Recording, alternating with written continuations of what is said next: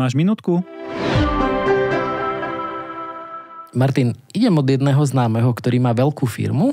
O bezpečnosť pri práci sa mu tam stará bezpečnostný technik, ale keď tak nad tým rozmýšľam, že je to dosť ten jeden technik, alebo aký je správny počet bezpečákov? Rozumiem, koľko je dosť.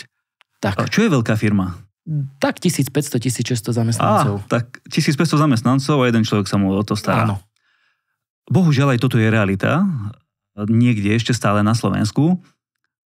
Nie je to ani správne, ani dobré a dokonca ani zákonné.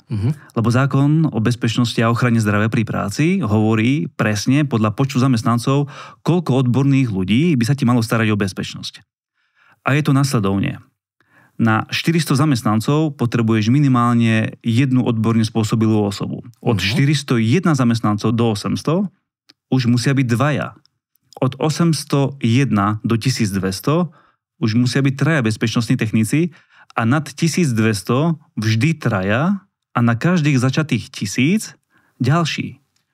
Aha, tak to je už celkom skupinka bezpečákov. To už je skupinka, áno. OK, a ono to platí pre každého zamestnávateľa?